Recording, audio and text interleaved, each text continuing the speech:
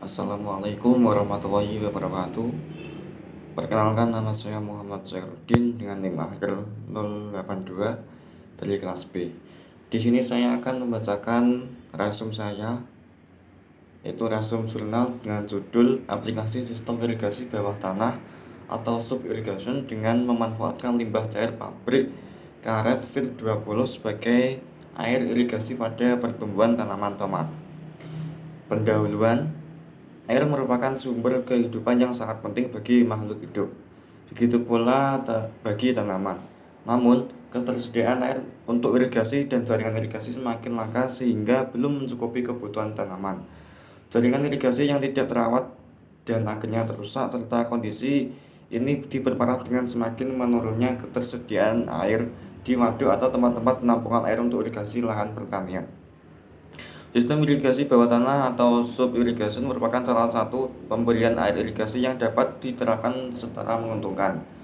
Karena sistem sub irrigation memanfaatkan daya kapilaritas untuk menyerapkan air dari bawah tanah ke zona perakaran.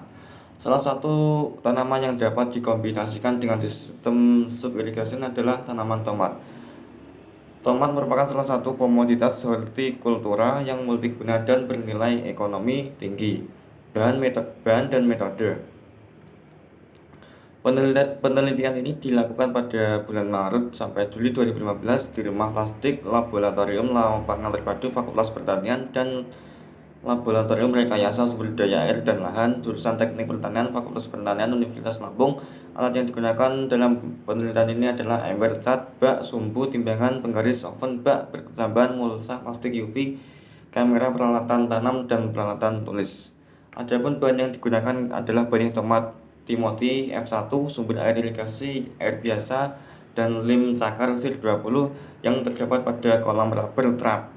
K1 kolam anaerob, K2 kolam fakultatif F, K3 dan kolam aerob K4 dan tanah pozolik merah kuning PMK pupuk organitrofos.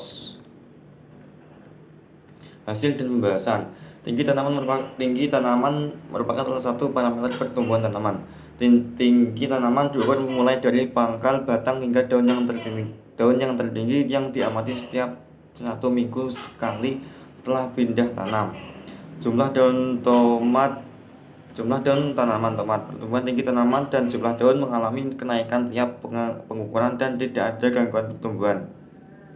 Diameter batang tanaman tomat. Terlihat bahwa rata-rata diameter batang tanaman tomat tidak banyak perbedaan antar pelakuan. Hasil panen.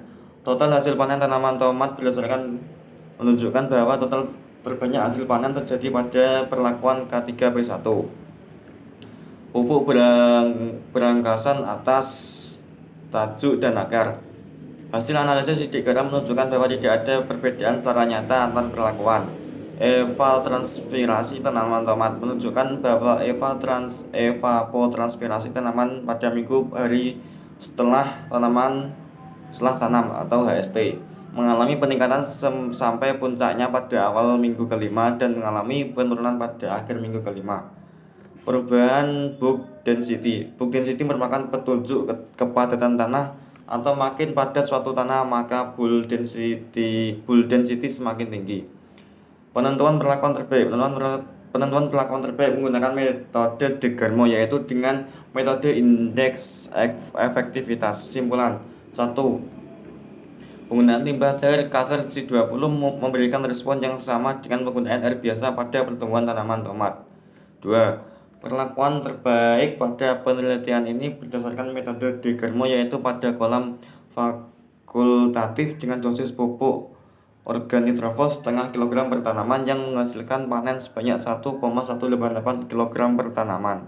3. Limbah cair karet yang telah diolah atau dapat dimanfaatkan sebagai alternatif suplai air irigasi pada saat kelangkaan air irigasi tanpa mengganggu proses pertumbuhan tanaman, namun tetap harus ditambahkan dengan pupuk organitrofos.